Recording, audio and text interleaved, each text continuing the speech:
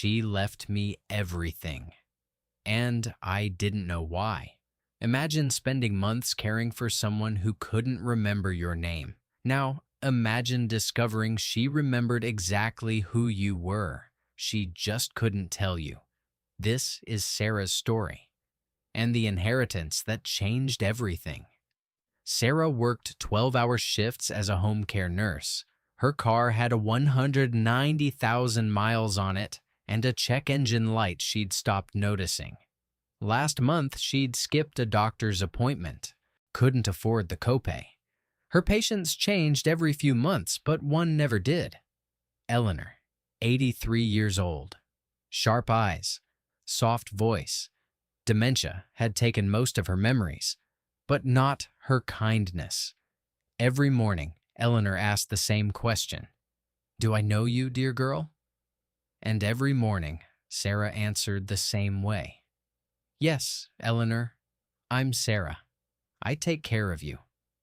Eleanor always wore a small silver locket. She never opened it, never explained it.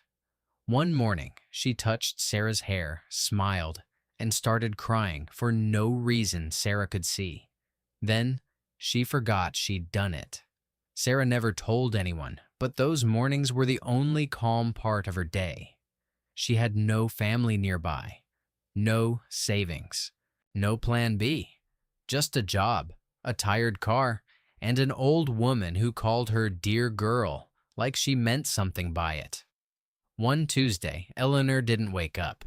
Sarah sat with her, holding her hand, saying nothing for a long time. She fixed Eleanor's hair, straightened the blanket, closed her eyes gently.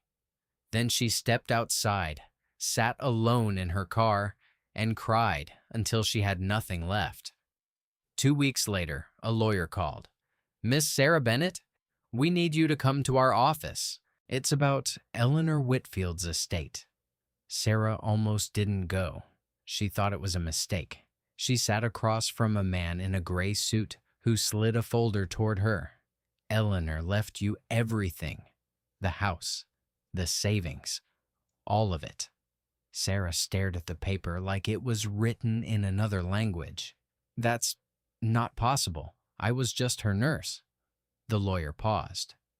"There's a letter. She asked me to give it to you when the time came."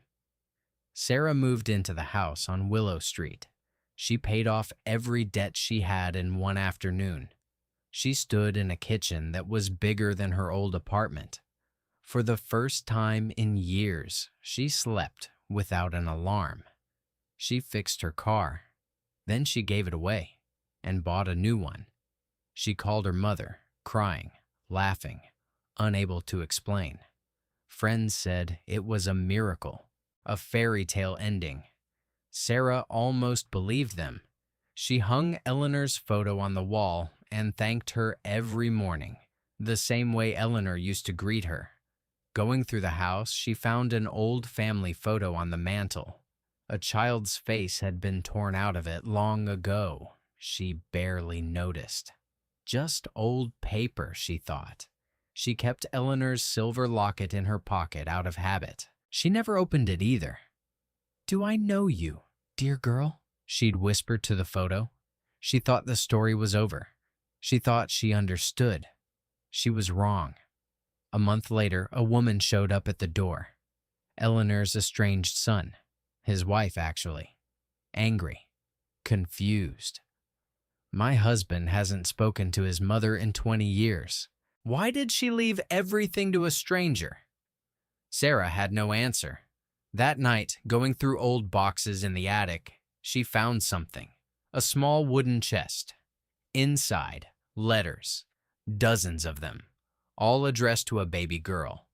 All dated the same year as Sarah's birthday. All signed the same way. "With everything I have left to give you. E." Sarah's hands started shaking. She tried to read them all, one after another, but stopped halfway through the third one. She was crying too hard to see the words. She called the adoption agency the next morning. Then she requested her original birth records, the ones she'd never once looked at. The records confirmed it. Eleanor wasn't a stranger. Eleanor was her mother, forced at 17 by her own family to give up her baby, told never to search, never to speak of it. 50 years later, a DNA registry matched a name to a woman working as a home care nurse 2 towns away.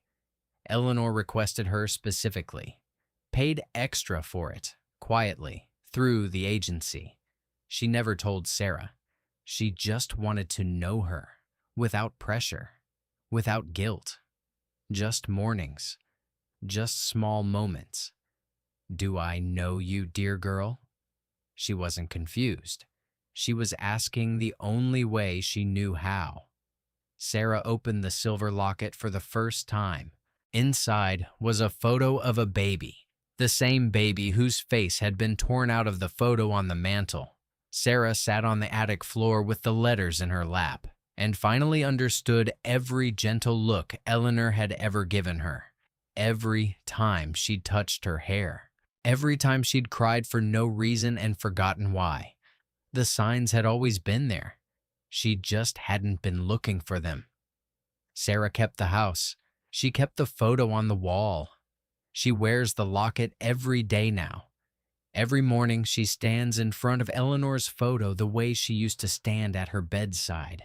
"Yes," she whispers, "you knew me all along. I just didn't know you." Then she goes quiet, the way Eleanor used to, and lets the silence say the rest.